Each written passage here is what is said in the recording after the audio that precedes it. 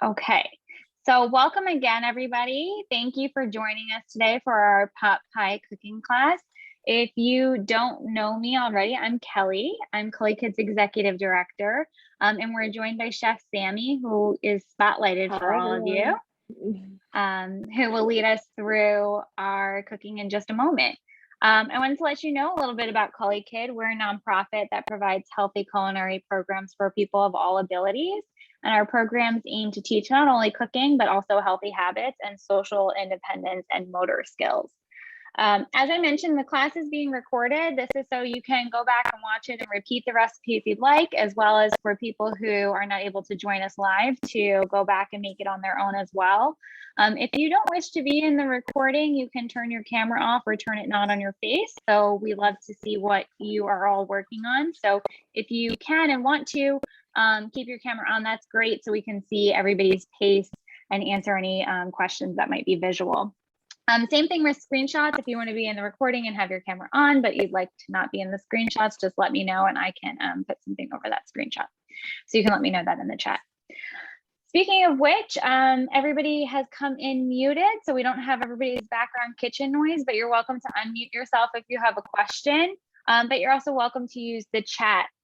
So we can start by, we like to practice that just in case you haven't used it before. So if you want to practice using the chat, go ahead and say hello with your name, whoever's cooking there, and where you are from. So we'll also use the chat to show you to tell you the ingredients. So if you miss them, you can always ask us, but you can also check the chat. We have some upcoming classes. We have 3 that will happen by the end of the year. We're going to make dinner rolls later this month, as well as s'mores hamantaschen in December and holiday breakfast for dinner. Then we have an in-person fundraiser for adults happening in New York City. So I'm going to send those links in the chat if you're interested in joining us for some future classes. And very lastly, before we get started with our cooking, if you're cooking with somebody at home and taking pictures, we would love to see them. So I'm going to send you some stuff in the chat too about where you can tag us or send them to us. So we'd love to see your finished products and all the fun you're having on the other side of the screen. So that's my spiel. I'm ready to turn it over to Chef Sammy, and we're ready to get started with making some pot pie.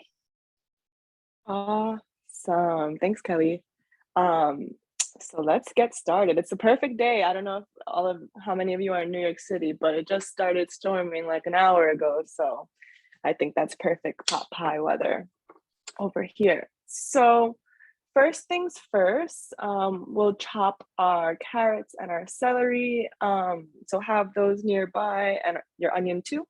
We'll start with our celery, or actually we'll start with our carrots, and we'll slice them into little 1/4 inch medallions.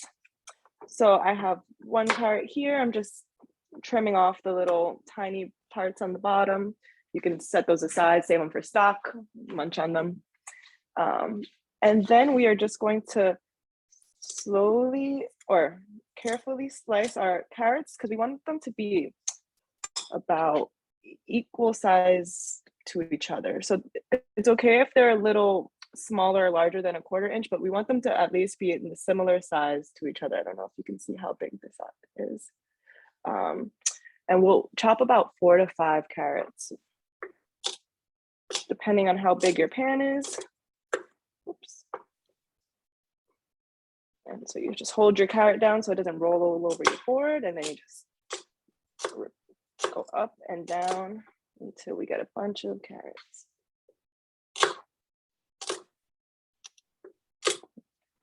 My carrots are nice and thin, but if you have a thicker carrot, it might take a little more muscle power to chop them up.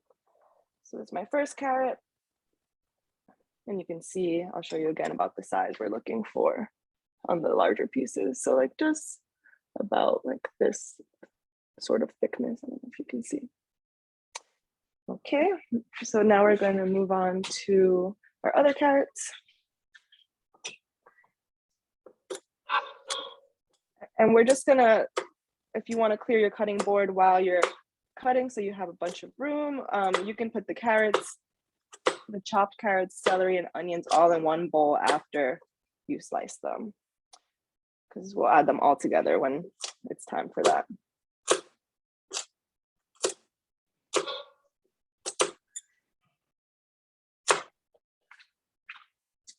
So that's 2 carrots down. 2, 3. So I'm just gonna slide these into this bowl I have on the side here. And you know, chicken pot pies or veggie pot pies, you can really throw anything in there. Like if you have a half a zucchini in your fridge that you want to use up, or if you have, I have like this half a fennel here that I was like, oh, maybe I can throw that in there. Like it's really so flexible, and very, very forgiving. So it's a good way to use up some vegetables you have if they're turning, or if you have leftover chicken from another recipe. It really is like a leftover dream. So Sammy, we actually have a question. So Raymond is asking, so the recipe that we're doing is for a single crust top, but Raymond's asking if this can be modified for a double crust version. Double crust, oh, like as in a layer of crust on the bottom? Yeah. Like, so it's I would actual assume pie? so. Yeah, I think so. You might have to, if you have, you'll need another sheet of puff pastry, which most boxes typically come with 2. And you might have to like flash bake it. Like, so if you have 1 layer of puff pastry, you can like lay it to fit to the mold of your cast iron or baking pan. And you might want to bake it for like 10 minutes just so it hardens a little bit, because when you add all the other stuff or the other cooked ingredients, you don't want it to turn to like a mush on the bottom. You want it to be able to retain and hold its shape. But yeah, so, and it will also require you to use another pan instead of cooking directly in the same cast iron. But it's definitely possible. Thank you. Let me know if you need further elaboration, if that's what you're doing as well. And anybody who just joined us, we're really just only at our first step. So we're just slicing our carrots. So it's 4 to 5 carrots, depending on how large yours are, or how many you have. Just slicing them about 1/4 inch thick. And you just have them in little medallions or coins. I mean, what if you had like a really thick carrot? Would you cut that in half lengthwise so it was like half moon shape, so they were a little bit smaller? I think you should do that. If your carrots are really big, you cut it down the middle, what is that, vertically, and then you'll have half moons, just because it's easier to maintain consistency that way.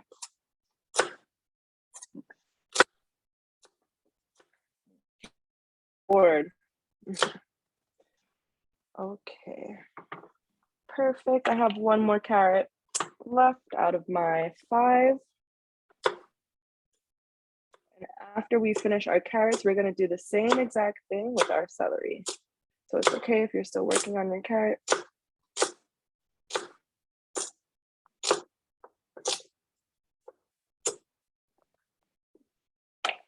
So this is a great recipe to practice your knife skills.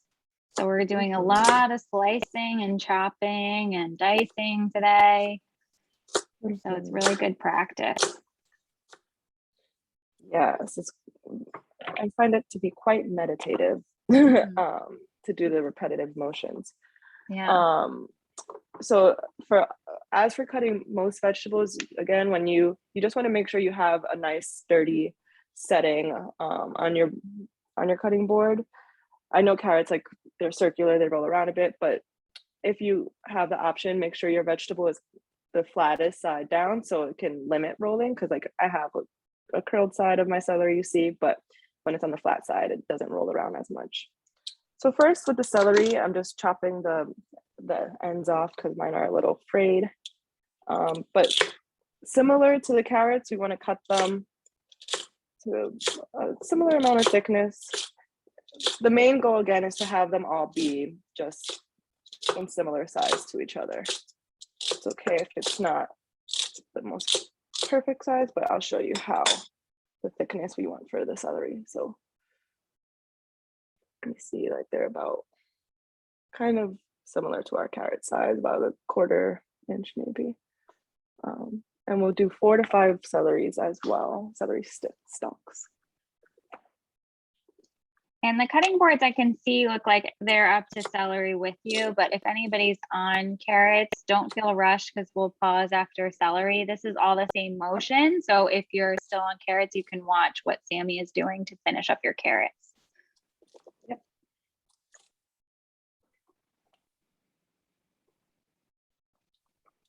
And again, all your scraps for the onion, for the carrots, for the celery can also be used in a stock. If you have bones left over from your chicken, you know, it's getting colder, you can just boil all those ingredients and make a nice warm filling veggie or chicken stock.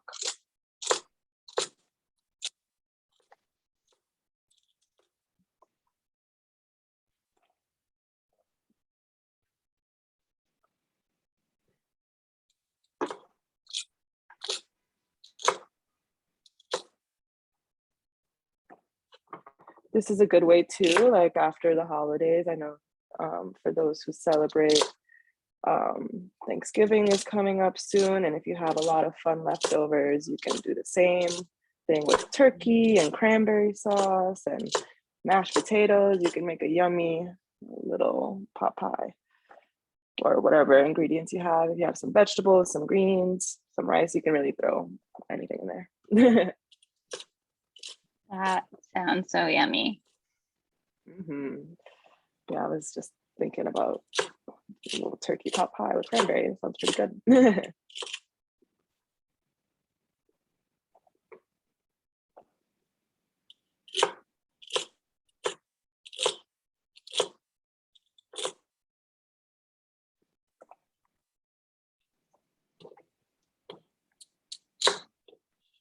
Sammy, can you just go over again knife safety, what you're doing with both of your hands?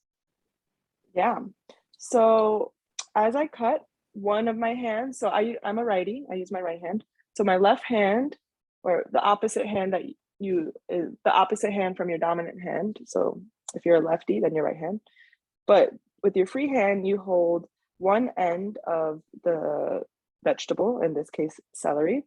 And then this helps you cut easier, and you just go back and forth. You lift your knife up and down and just continue to cut. Oops. You want to make sure your board is clear because then sometimes your knife gets stuck and things like that. But with your celery, you just keep going over, and you want to make sure as your knife is getting closer to your opposite hand, you're moving a little backwards so it's not cutting, you know? And then with your last cut, just move kind of slow, and then there you have it. So I have one more celery left, but we can do a pause after I finish that so everyone can catch up.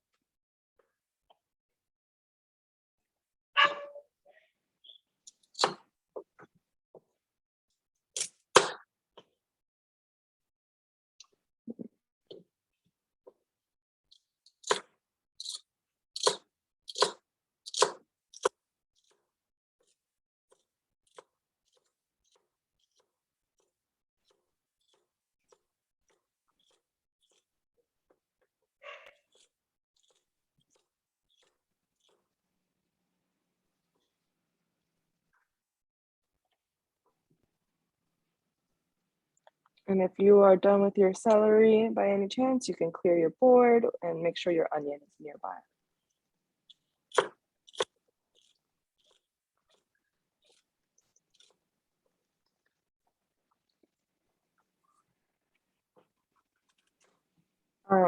I have this fennel here that is going bad. It's not in the recipe, so don't be startled if you see me cutting this. I'm just gonna chop this while we wait.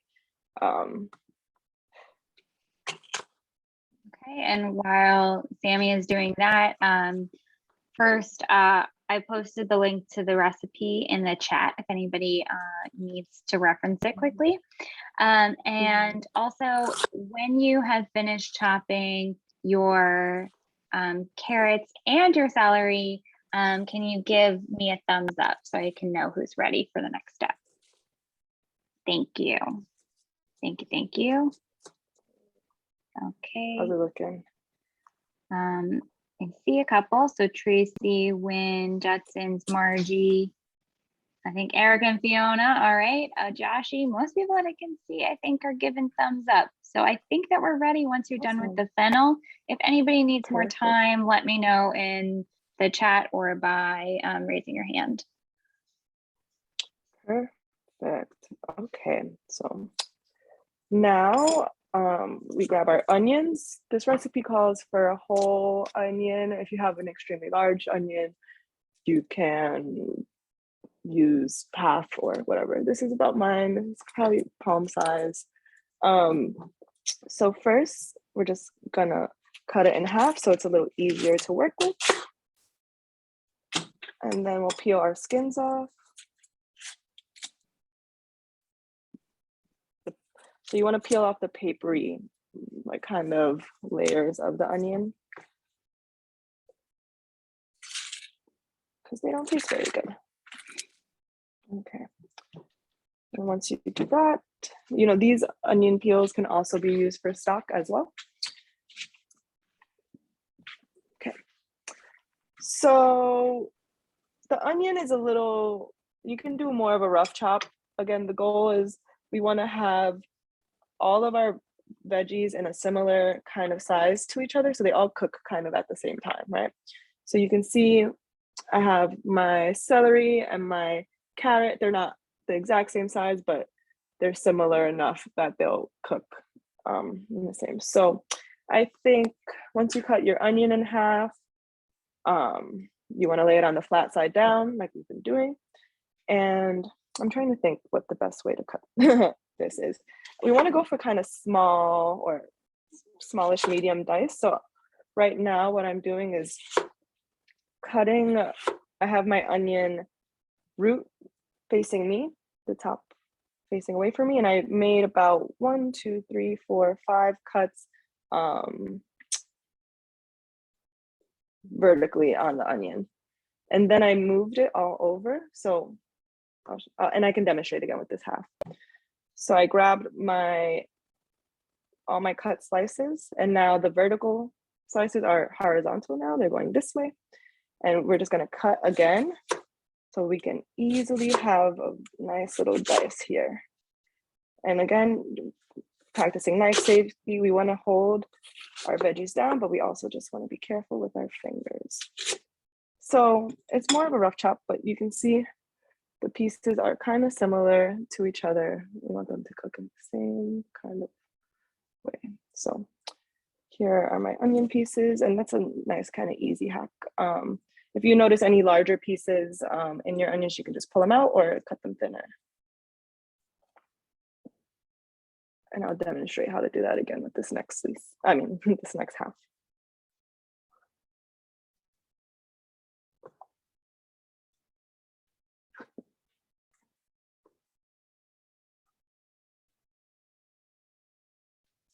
Okay.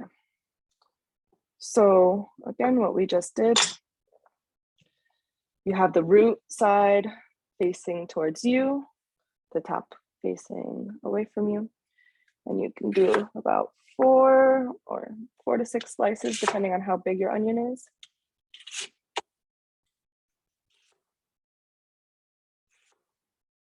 And after you do that, you grab the whole onion and rotate it. And then you do the same thing. Do a number of slices so they're nice and small. And you hold it as you cut, but you also just want to be aware of your fingers. Okay. And I'm just looking for larger pieces or like tiny pieces of the root.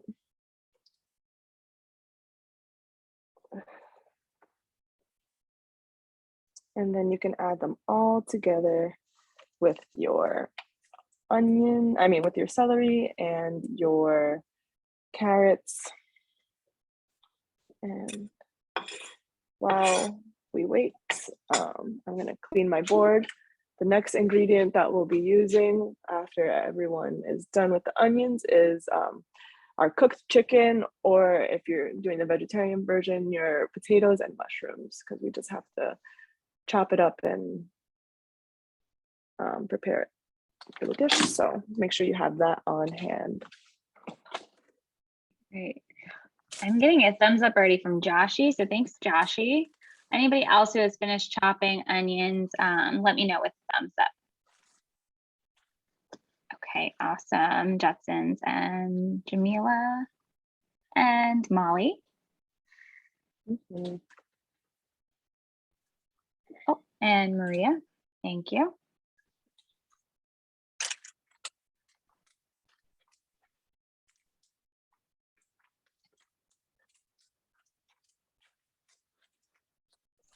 Okay, perfect. And remember, so the next ingredient that you can grab would be whatever your filling is. So the chicken or the potatoes and mushrooms.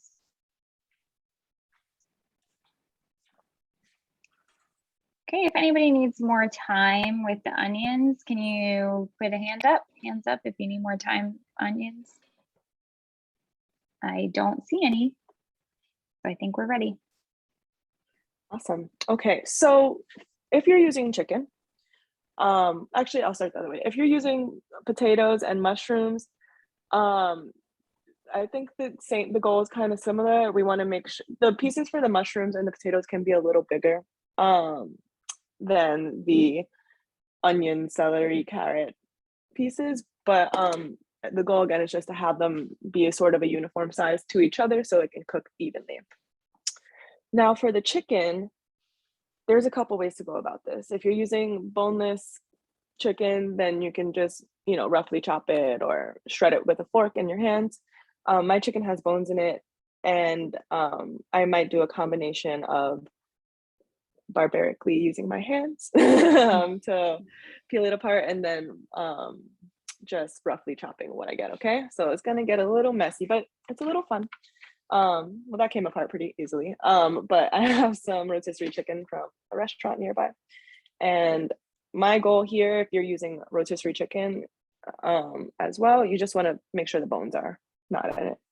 So you can use your hands or chop around with a knife, or if you have kitchen scissors, up to you, but try to get as much of the meat off the bones if you're doing it this way. Nice, Molly, that looked great. Thanks for sharing that. And remember, if you're just using the chicken breast, you can just cut it into dices, into bite-sized pieces, and same with potatoes. If you cooked your potatoes whole, you can just dice those up. Exactly. But if you're using chicken with bones in it, you just want to make sure very carefully that there are no bones in the chicken that we're adding to the pot pie. Smells so good. It's like so tempting to just eat it. Just to chow right now.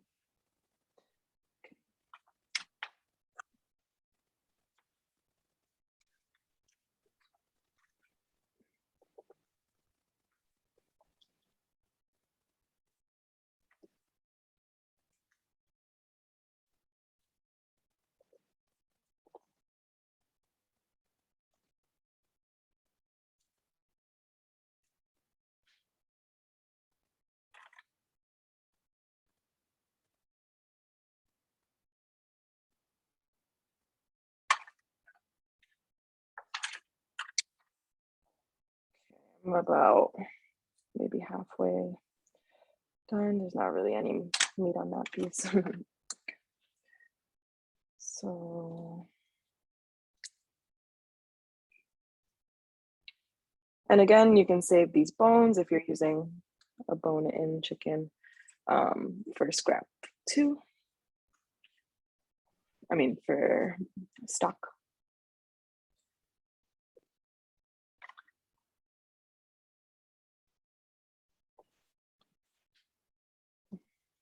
And if you happen to be done, Actually, our next step is a little more involved. So if you happen to finish before I do, just tidy your station, wash your hands if you're hand peeling like I am, and just wait for the next step. Yep, I see that Molly is already done. So anybody, whenever you finish, just let me know by showing it to me or giving me a thumbs up.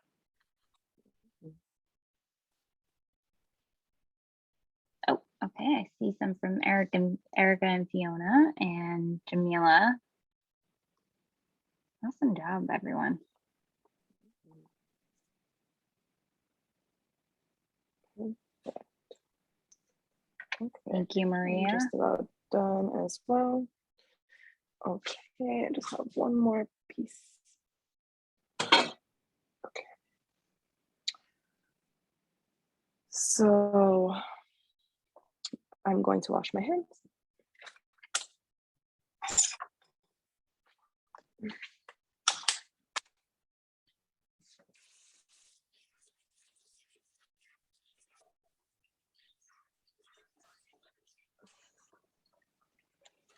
And you can just keep that aside for now. I'm going to leave mine on my cutting board, but just move it back a little bit so we have some space.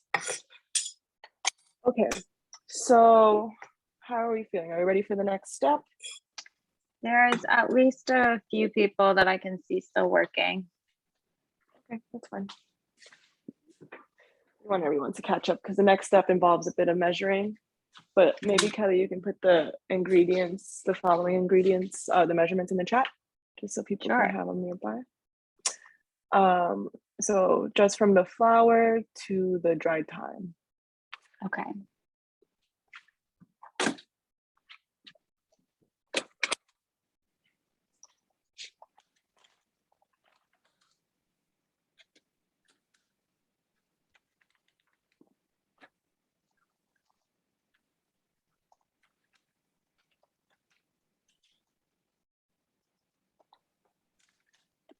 Okay, so I just put anybody who's ready to move on to the next steps, I just put all the ingredients we're going to measure next in the chat. So it's your flour, salt, garlic powder, black pepper, and then celery seed is optional and dried thyme is optional. So if you're using either one of those two, grab those as well. And then is that all getting measured into the same place, Sammy? So you'll need a new bowl, but it all will be combined in the new clean bowl. Right, okay. So you just need one bowl for all of that. Yep. And you want to have a measuring cup and spoon. Okay, it looks like everyone's wrapping up on the chicken. Oh, I see. Okay, thank you. I think that we're good. If anybody needs more time, just raise your hand. Okay, looks like we're ready. Awesome. Okay, so our first step is to add a half cup of flour to the bowl. So 1-2, just half a cup of flour.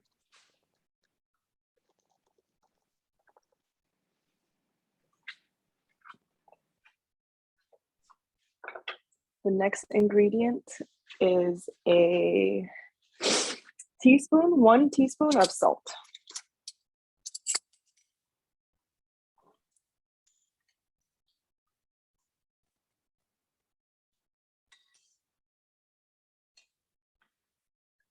And the next ingredient after the salt is 1 teaspoon of garlic powder.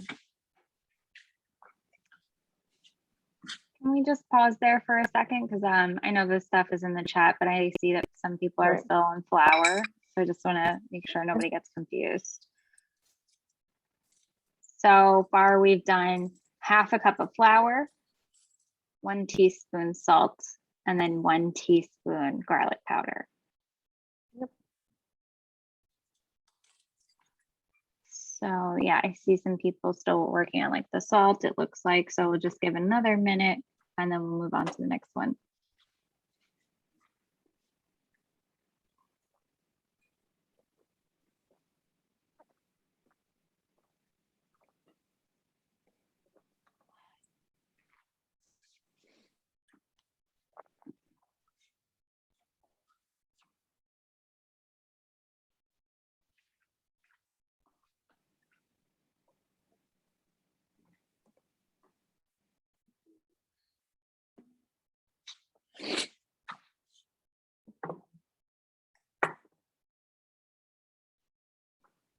Okay. I think you can probably do the next spice. If anybody needs us to repeat anything, let me know. Nice. So the next spice is half a teaspoon of black pepper.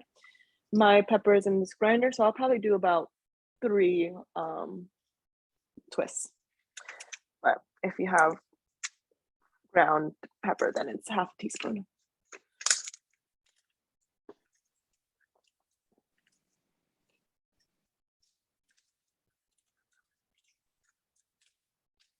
Sorry, I know that feels like more than 3, but my grinder got stuck. Okay, there you go. And then after you add your pepper, the next 2 ingredients are optional if you are using them. It's half a teaspoon of celery seed and half a teaspoon of dried thyme. You can also use fennel or other spices that you enjoy.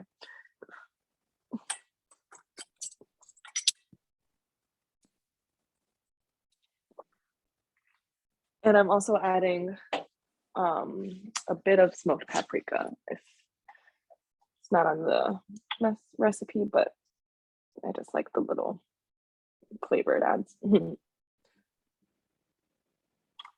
Okay. So those are all of our ingredients for this little flour situation. And the next step is just to combine them all together. So you can whisk it with a whisk or use a fork, but you just want the flour to be thoroughly seasoned. So you want to see everything mix with each other.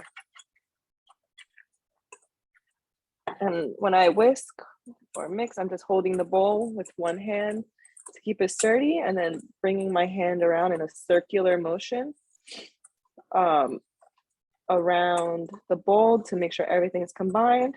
You want to make sure you get the edges and the corners to make sure everything's nice and combined.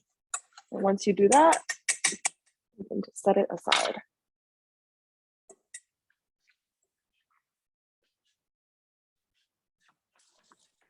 Yeah, I think that would be great. Maria asked, can you use rosemary instead of thyme? Totally. Yeah, you can use sage, rosemary, any kind of aromatic or dried herb that you enjoy can definitely be added in. Okay. So now, well, I'll give everyone a couple more minutes, maybe, if it looks like we need them. We might all be ready. Thumbs up if you're ready with this up. Okay, thank you. Judson's and Joshi and Jamila, Molly. Okay, so many people. I saw a bunch all at once. Thank you so much. Awesome. Raymond also asked, is fresh thyme okay instead of dried thyme? Yes, totally. Okay, so we prepped all of our ingredients that are going into the pot pie. So now the cooking starts, right? And I just want to have a note before we get started. We are using the stove and the oven. And when we're doing the steps on the stove, if you're looking at the recipe, I'm talking about steps 7 to kind of 12. Things are going to move a little fast after we add the carrots and the celery and the onion. So we have to make sure we have all our ingredients nearby and try to move along for these steps with the recipe, just because we're creating a kind of a roux, I guess, not a real technical roux, but we're using flour and butter and milk to create like a thick sauce, and that requires a bit of whisking and just steady movement. So I just wanted to give everyone a heads up on that. Yeah, Sammy, I'm wondering if should we have any of that stuff pre-measured to make that easier, the milk or the stock? Oh, yeah, maybe so. Yeah, so at least the milk, have, I would think, right? Yeah, I think that's a good idea. So maybe have 1 cup measure of milk just waiting nearby, and you can use dairy-free milk or whole milk, up to you. But where's my milk? Okay, just keep it handy. Okay. And after you pour your milk, you can preheat your oven to 425 degrees.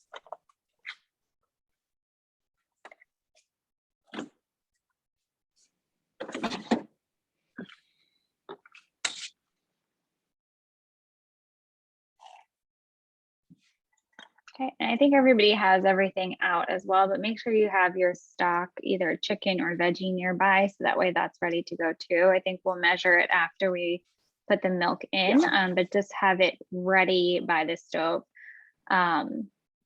Also, it helps to have things in the order of which you'll use them. So if anybody wants to kind of line them up in the right order, you want to start with your carrot, celery, and onion bowl, and then your chicken or potatoes, and then your, oh wait, hold on. Oh, no, not yet. It's the I carrot, was reading celery, something and wrong. onion. Yeah. So Then the flour. actually, yeah. Well, I think it's okay, Kelly. We'll have some time to maneuver through those. But the first ingredient we'll need is butter, actually, and that's a whole stick of butter, or a half cup of vegan butter if you're using that. But before we do that, we need to preheat our ovens, so to 425.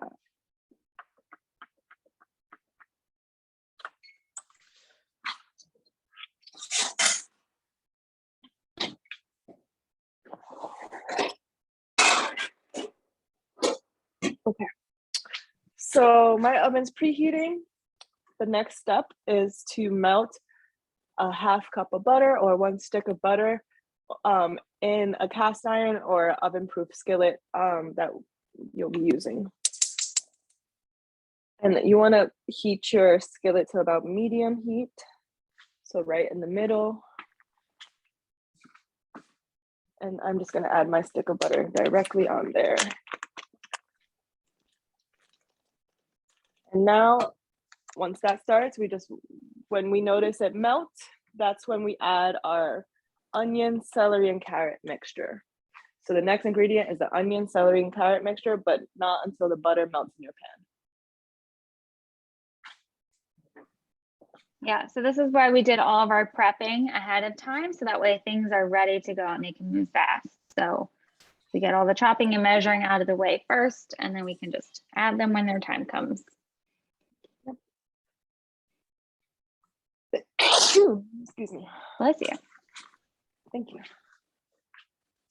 So you might want to have like a mixing spoon just nearby too, because we'll be doing some of that. And I'm just moving my butter around the pan. You don't really have to do this, I guess, but it's kind of fun. And and maybe it helps it melt faster. I'm not exactly sure. But you can notice there's a lot of liquid forming in my pan now. Let me try to move this so you can see a little better. 1 second. You can see a bit more of the liquid in my pan. The butter is melting pretty quickly over medium heat.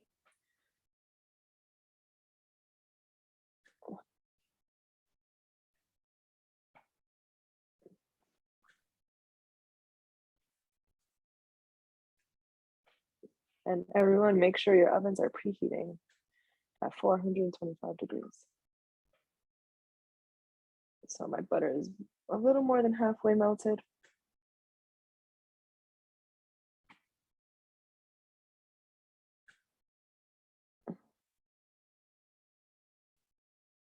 And also, everyone, just make sure your puff pastry is thawed. So hopefully no one has their puff pastry in the freezer, but you want it to be cold, just not frozen. So just FYI. Okay, I'm almost ready to add my mixture. I still see a solid bit of butter there. Just about done.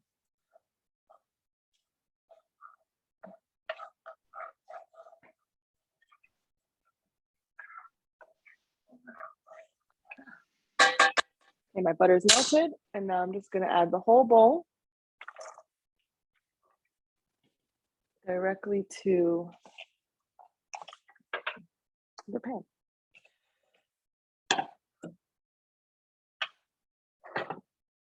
And this is gonna cook for about 5 minutes. We want, you know, we want everything to kind of break down, release a little bit of their juices and look a little translucent. I'm realizing now that I have a lot of of this in my pan. I'm actually might take a scoop out, save it for something else. Your pan is too full. Is that why you're making that choice? Yeah, I just want to make sure I have room for all the other ingredients. So if your pan's full like mine, you can scrape some. And you know, this mixture of celery, carrot, and onions, it's actually a French term called mirepoix, and you can use it as a base for a soup, pretty much in anything. So pretty useful. Yeah. So I'll just save this for something else. So I just took out about less than a cup because my pan was overflowing.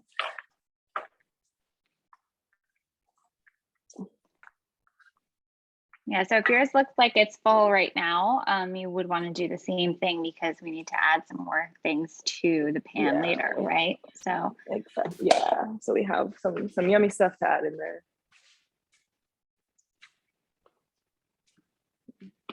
The couple of pans that I can see look good though, so.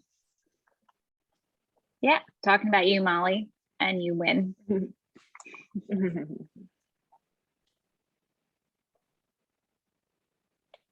I'm sure everybody's else is good too. I just know that cameras can't see everybody's stove. I also threw a couple olives in mine for fun. So over the medium heat, you might be able to hear your butter kind of bubbling a little bit. That's great. Once you hear that, you can give your mixture a little mix. We want all the ingredients that are currently in the pan to be coated with the butter, but we also want them to cook down a bit. So just give it a little mix. So you mentioned that we want the onions particularly to become translucent. Can you talk about what that means? Yeah, so the word translucent means like clear, or you can see through it. Essentially, you know, when we were cutting all of our veggies, they were nice and hard, like very sturdy. We want them to soften. We want them all to be nice and soft. So when onions get translucent, and also in this case, the carrots won't necessarily be translucent, but they release all their juices and like they loosen up and stuff. So we want everything to be nice and soft in there. And they'll definitely continue to cook as we put them in the oven and add our other ingredients, but we just want to help them break down a little bit. This releases all that good flavor and creates the base for our pot pie.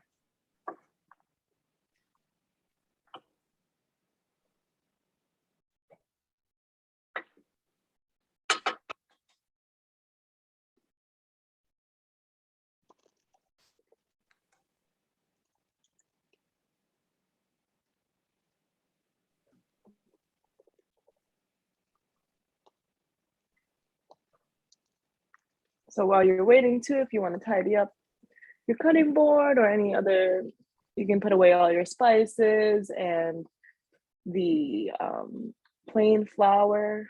We're not using those anymore.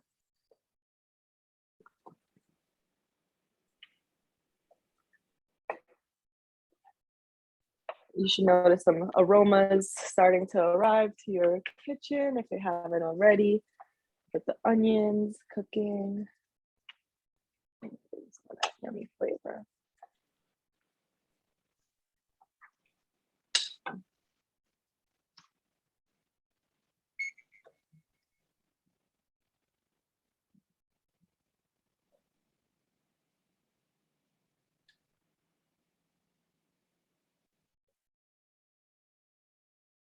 Everything looks so tasty. Oh my goodness, making me hungry. Same.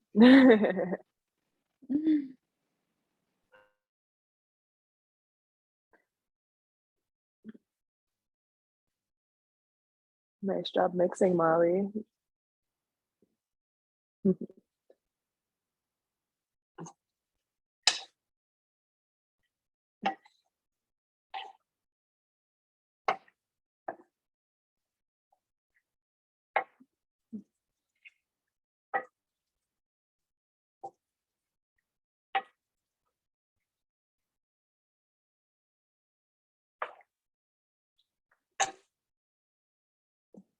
So I noticed that in my pan, my vegetables are starting to look a little brighter, definitely loosening up. I'm noticing a bit more liquid in my pan. That's not just the butter as well. I can see some of my celery getting a little translucent and softening, some of my onions too, but I definitely need a couple more minutes.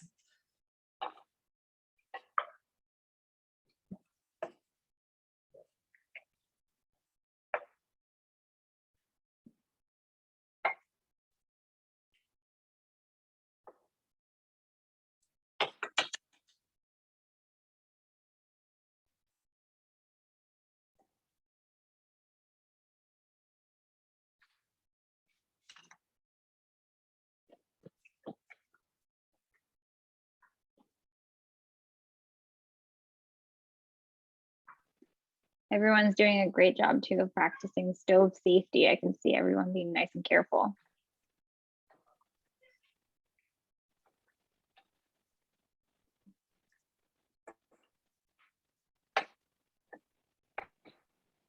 So I could definitely notice more liquid in my pan. That's great.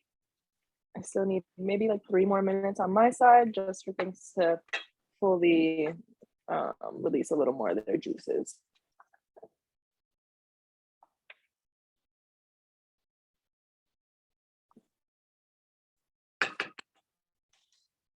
As I meant to mention in the beginning, but hopefully you already know because of what was written in the about the event, is that we are planning for this to take an hour and a half. So we're intending to end around 4:30. If you have to go before that, you have the recipes to finish on your own. But yeah, so we wanted to make sure that we weren't too rushed. So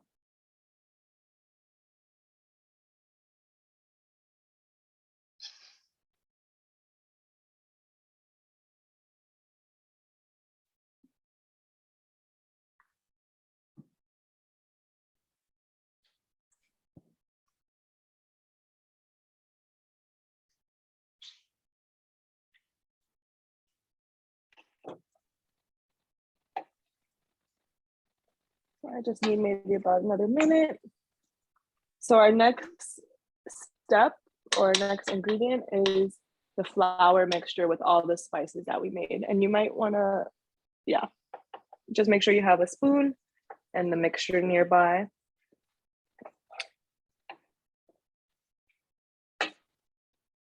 So when we add the flour to this in just a minute, you'll notice it's going to turn into like a thick kind of paste. So the flour is going to absorb a lot of that moisture that's in the pan now, but that's okay because we'll add some other things to re-moisten it, like the milk and the stock. So, and you might want to add your flour a little slowly, just so it all doesn't get like clumped. But I have my bowl here. I'm just whisking it again to make sure it's all combined. And then I'm just going to slowly pour it. I can use the spoon. You want it to go like kind of all around your veggie mixture. Just get it all around there. And then mix it. So again, it'll create a bit of a thick paste of vegetables. That's fine.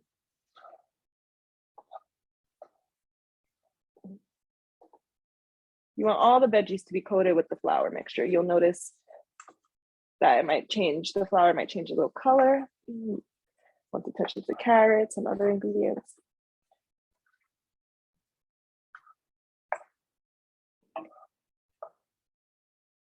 And we're gonna saute this for about 2 minutes.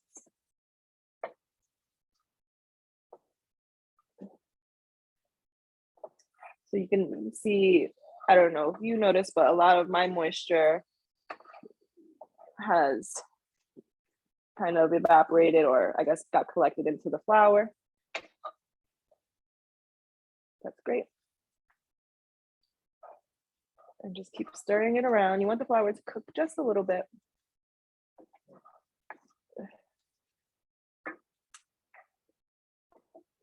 Cling on to that flavor.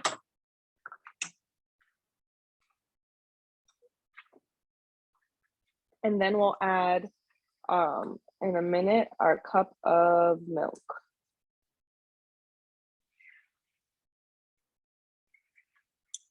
Okay. And when we add the milk too, we're gonna do that nice and slow, okay?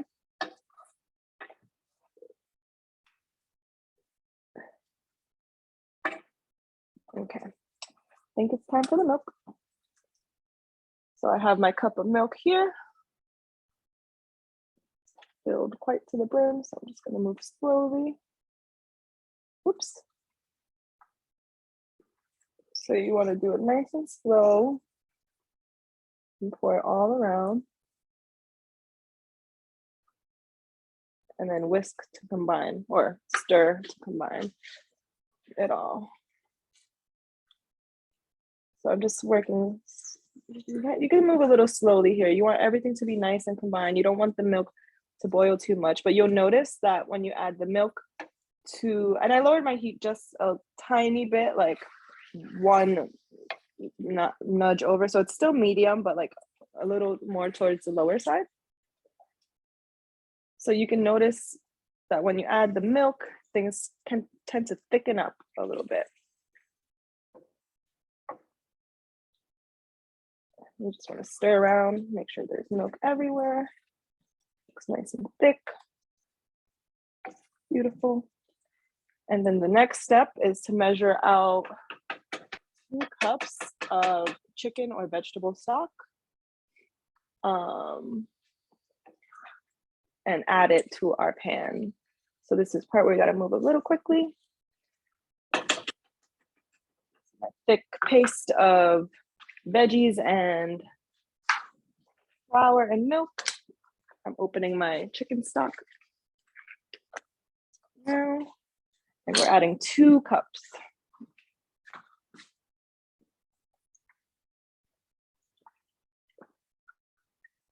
So here's my first cup.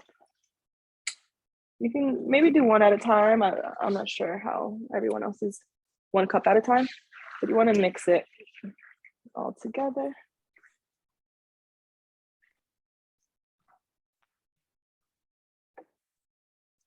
Make sure everything's nice and combined.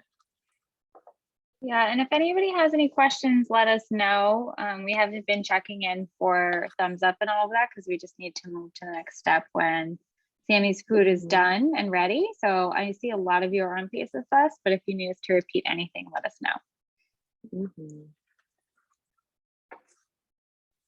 Okay, so I mix it together a little bit and I'm gonna add my other cup. And we're just gonna let that simmer for a little bit until it all looks nice and combined.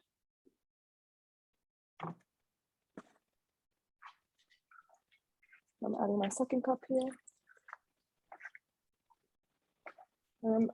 I didn't add my full second cup because I just want to continue mixing and not overflow my pan.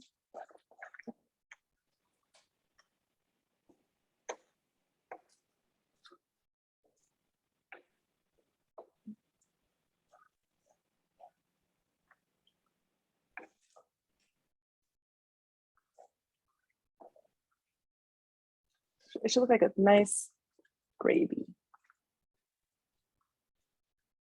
So I'm still adding my second cup bit by bit, just so it can all be nice and combined and I have a little more control of what's happening in my pot.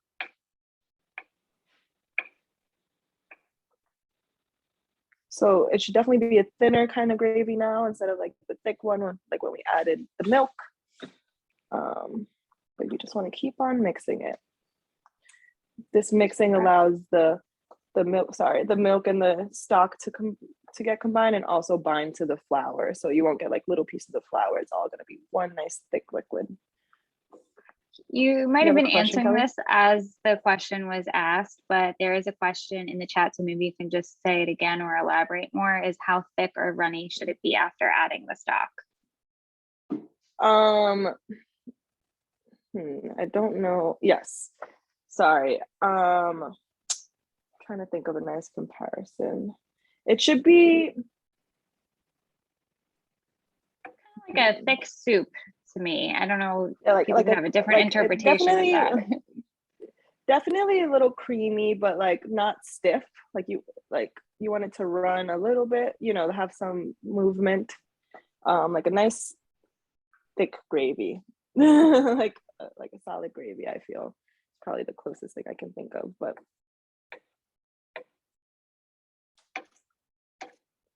okay, and I'm just gonna add the final bit of my broth.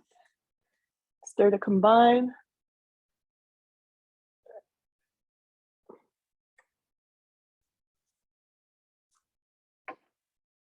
You want to make sure you get the corners of your pan too, or the edges, because I know sometimes flour likes to hide there and get stuck.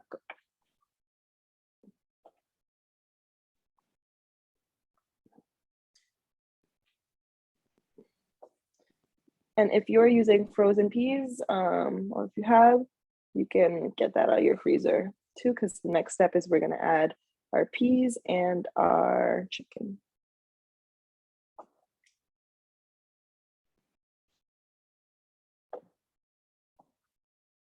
Okay.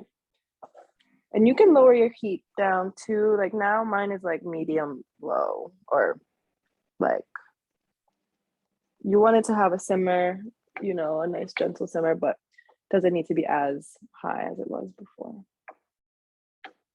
Okay. So this is a nice texture that we want. I don't know if you can, I can show you actually a little closer. Okay.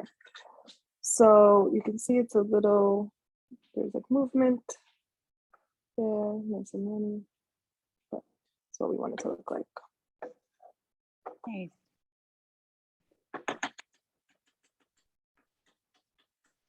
Okay. So now I'm gonna put you back. And now if you're using frozen peas, the recipe says 2 cups. I already know my pan is gonna be nice and full, so I'll probably just do a scant amount myself, just because I have a lot of stuff going on in this pan. And you can add them straight from the freezer, so it's okay if they're frozen. I'll probably add like a 4th cup myself, but again, you can add as much or as little as you like. You can mix those in, and then you can add your chicken or mushrooms or veggie after you mix the peas in.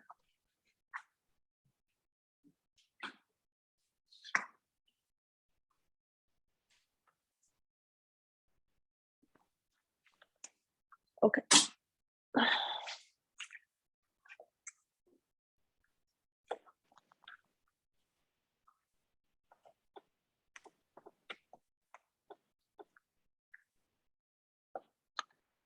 Judson say, should our sauce be bubbling?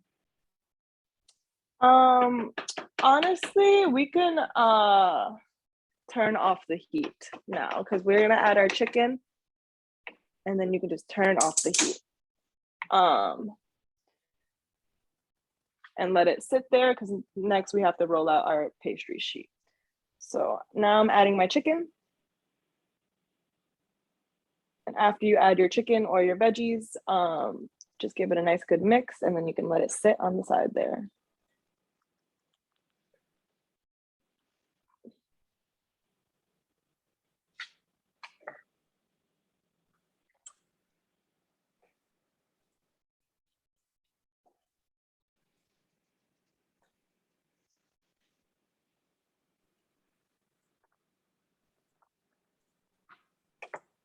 Okay, so you can turn off your heat if you haven't already. So we're just mixing everything in that's already cooked.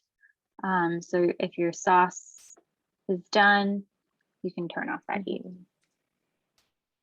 Yeah, so my pan is extremely close to the brim. I'm sure it'll reduce a bit as I let it sit, but I haven't even added all my chicken yet. This is going to be a hearty meal. Lots of leftovers too. Mm-hmm. And honestly, you can freeze after, you cook it and cool. I think if you like cut it into portions, I think you can freeze them, and it will probably defrost pretty well. If you're into that kind of thing, which I think I might be into this week. Yeah. Okay.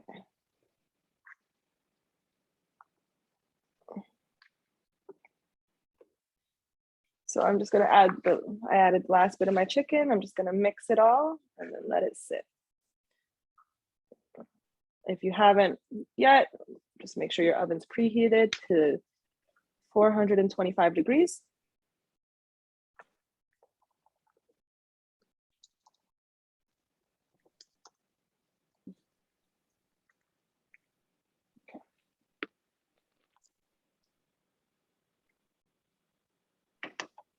All right, so now before we get started, getting tidy our areas, we need a nice clean surface for our rolling our pastry dough.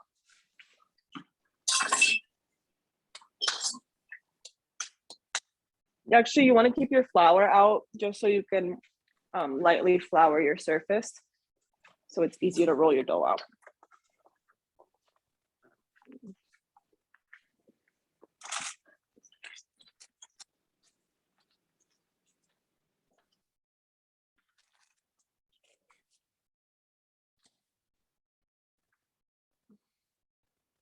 Okay, so you are just clearing off a clean surface. If it's has chicken juice on it or whatever, wipe it down.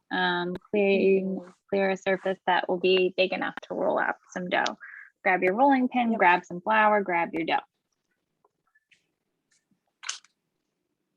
And flour, you might want to have a little flour on your hands, but I'm just going to sprinkle like this, so it's nice and easy to work with. Okay.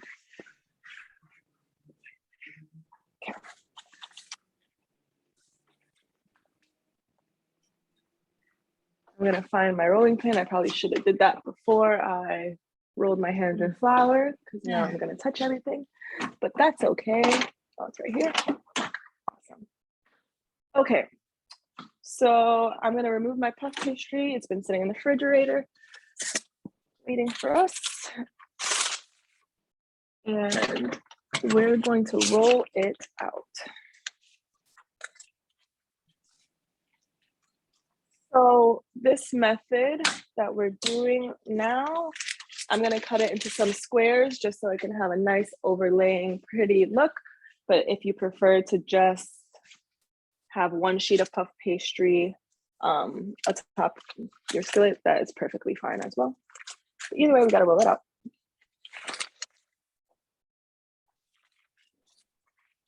I'm putting my puff pastry in the middle of my board. I'm just gonna start rolling, extend my edges.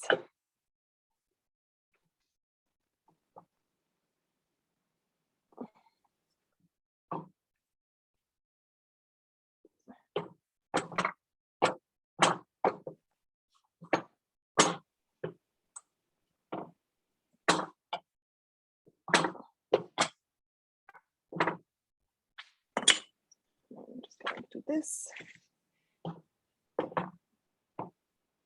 We want all of it to be nice and long. Okay.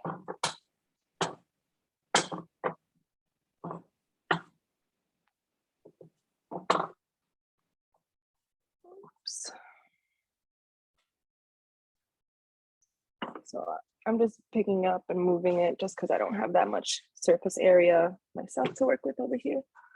But just want to make sure you get each of the sides nice and extended and everything's a nice even rectangle or square, I guess I should say.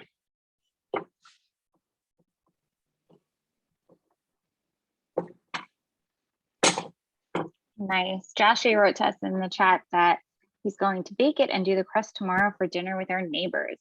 Yum. Ooh, Sounds like such a good idea for sharing. What a gift.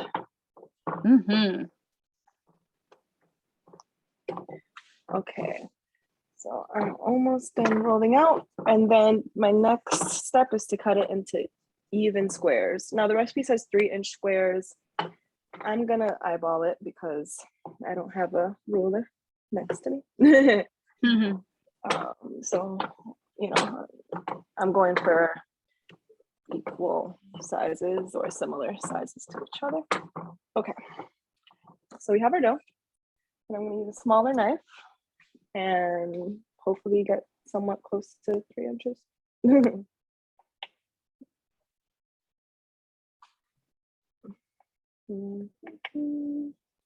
I would assume that it only matters if they're like even with each other ish, you know, like they don't need to be the same as yours or exactly the same. Yeah. Exactly.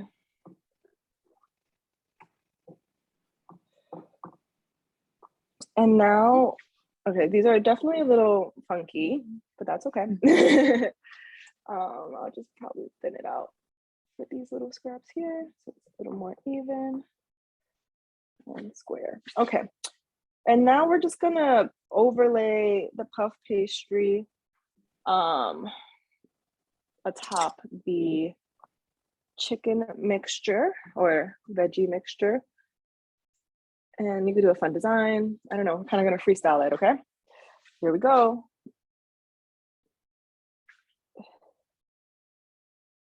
So you want them to be slightly overlapping each other, but not fully, just to create the nice fun pattern that we are having here.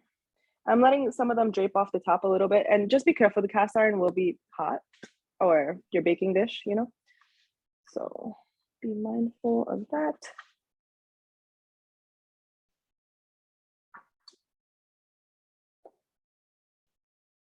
So I just want to also point out that the Judson said we are making mini pies. So we can freeze some for lunch and the others would be for Monday's dinner, which I thought was such a great idea. And you can see them working on their little individual trays over there. That's such a good idea. So easy to save the leftovers. I wish I did that. That's such a good idea. So next time, if anybody wants to steal their great idea. So for this, I'm just going in a circular motion around, slightly overlapping, and then I'll fill in the middle with my little odds and ends here.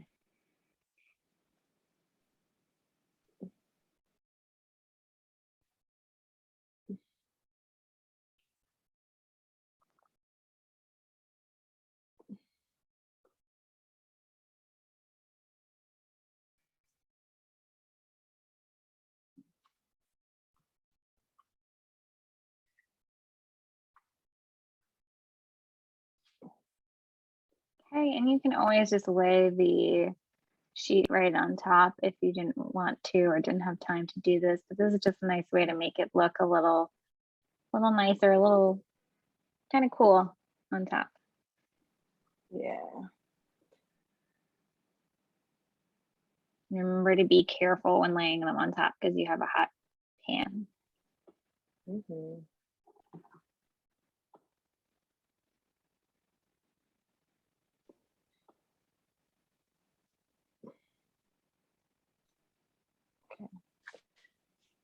So there's my funky little pattern. I have a few pieces of scrap. I'm like, should I make a little shape? I don't know. But after, give us a thumbs up after you lay your pastry onto the pan. Because the next step is just to add an egg wash and then we can toss it in the oven.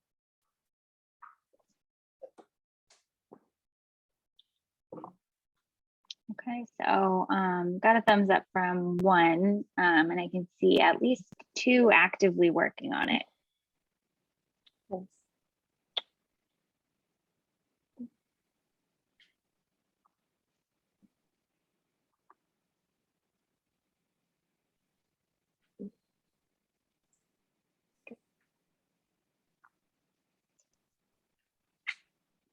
Okay.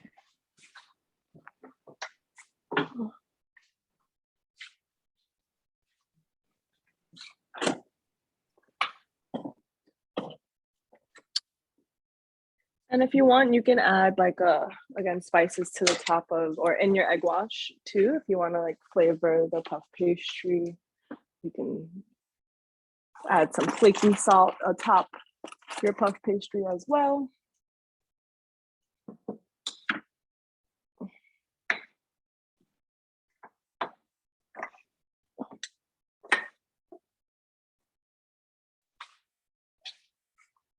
Which I'm doing now.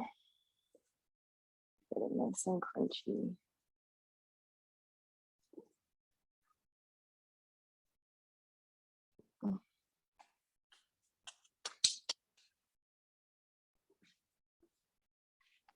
Sorry, was that you put the salt on top of the puff pastry?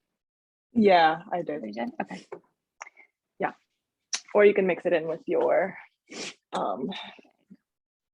egg wash. Okay, so puff pastry does like to be kind of cool when you add it into the oven. And I noticed mine is melting a little bit, that's fine though. But I can go over this step again too when everybody's ready. But if you just want to listen now, you just want to get one egg and about maybe even less than a teaspoon, like a teaspoon of water, and whisk it all together. And then you can brush it atop your pastry dough. And this gives us a nice golden color for our pastry and makes it really shine.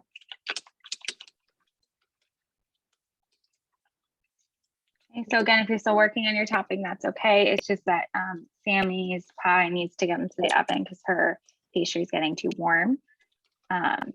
So you'll just do the step when you finish with your pastry. Perfect. So I'm just gonna brush my egg over each of my little squares.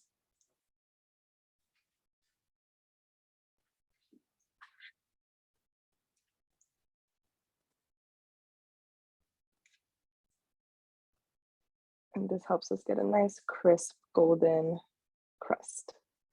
And who does not like that?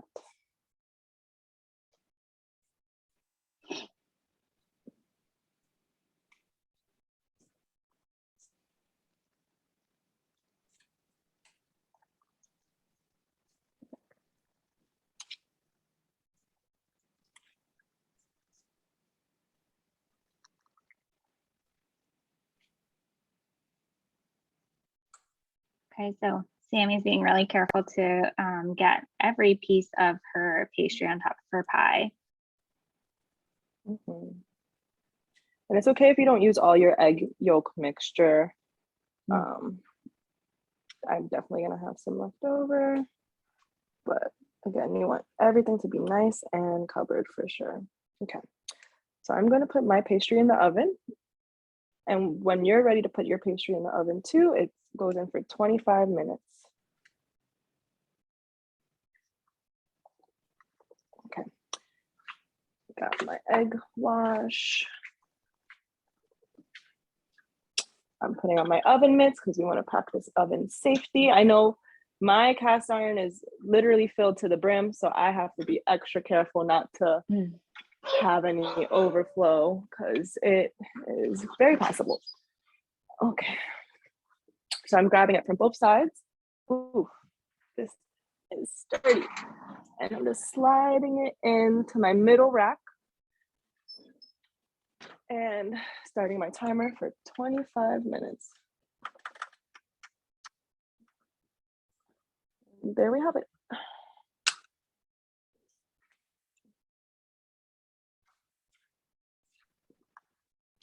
Nice job, everybody. I can see some people working on theirs. They look fantastic.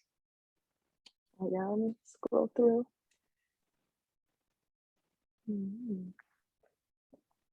So nice.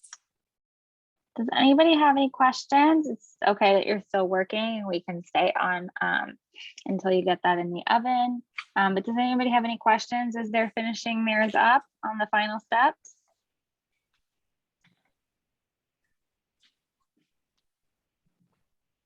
Okay, so remember, once that you've gotten your pastry on top, you want to put an egg wash over it. So you're cracking an egg with 1 teaspoon of water, mixing that, and then brushing it on top of your pastry, and then getting it in the oven. And as Chef Sammy pointed out, one of our oven safety tips is that we need to hold things steady and flat so that our hot food doesn't pour out or fall over. So you want to be nice and careful both with oven mitts and holding that tray flat and securely. Okay, I see a couple people working on their egg washes. So we'll see these two off into the oven and then say our goodbyes. But if anybody's done and you're ready to hop off, you're welcome to. And if anybody has any questions, let us know.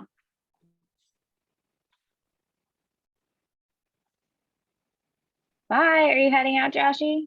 Wait, say goodbye. Goodbye. Bye, Joshy. Goodbye. Thanks for cooking with us.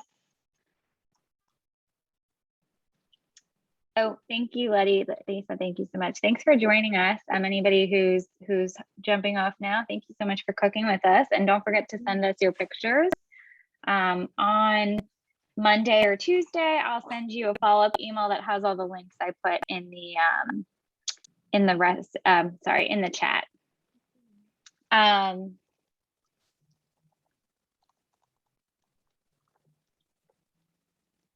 Bye, Marley. Sorry, just answering a question. The question was about there being 1 tablespoon of water in the recipe compared with our 1 teaspoon. So I just said that kind of anywhere in between is fine.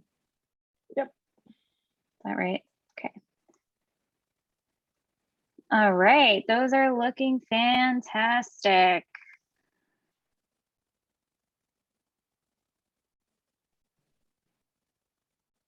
So nice. Nice. Let's see. It looks like, oh wow, it looks like you have so many there. How many did you end up with? 8, 10?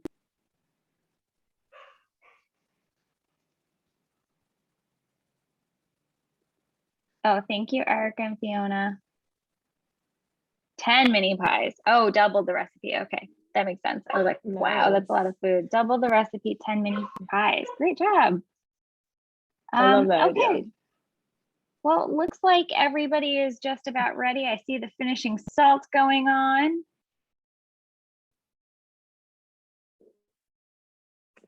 Bye. All right, so it looks like that everybody's going to be going in very shortly. So we'll wrap it up a little bit early. So great job again, everybody. Thanks for cooking with us, and hopefully we'll see you at our next class. Bye, everyone. Bye, everyone. See you next time.